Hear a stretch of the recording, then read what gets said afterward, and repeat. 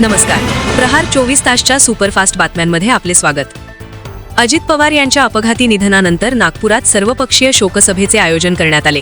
Civil lines येथील चिटणीस सेंटरमध्ये माजी गृहमंत्री अनिल देशमुख यांच्या पुढाकाराने ही शोकसभा पार पडली. गाळे वाटपातील कथित घोटाळ्याविरोधात भाजी व्यापाऱ्यांचा बेमुदत संप सुरू झाला. नागपूरच्या कळमना कृषी उत्पन्न बाजार समितीतील संपामुळे घाऊक भाजी व्यापार मोठ्या प्रमाणात ठप्प.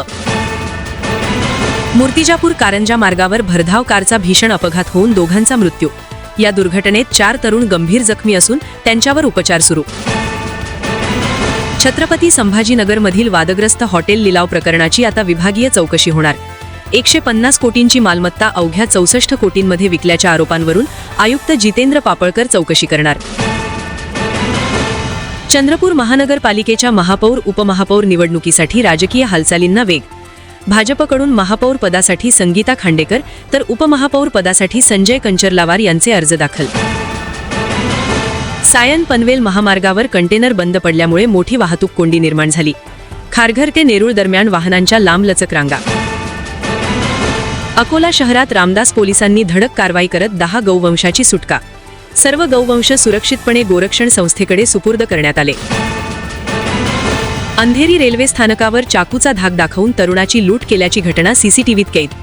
रेल्वे संरक्षण दलाने 2 आरोपींना अटक केली असून मुख्य सूत्रधार अद्याप फरार. देशाला धोका काँग्रेसपासून नाही तर मोदी सरकारपासून असल्याचा आरोप संजय राऊत यांनी केला.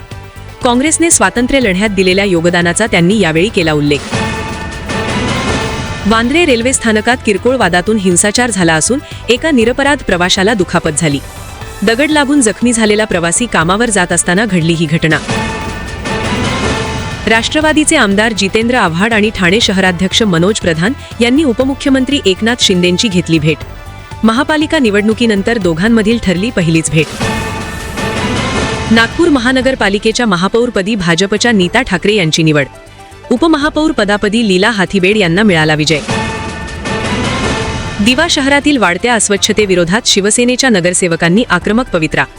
पालिकेच्या कलथान कारभाराविरोधात आयुक्तांना देण्यात आला लेखी इशारा. अकोला शहरात कुष्ठरोग जनजागृती अभियान राबवण्यात आले. लवकर निदान आणि मोफत उपचारांमुळे कुष्ठरोग पूर्णपणे बरा होऊ शकतो असा संदेश देण्यात आला. अकोला जिल्ह्यात नव्या वर्षाच्या पहिल्याच महिन्यात 7 शेतकऱ्यांनी आत्महत्या केल्याची नोंद झाली.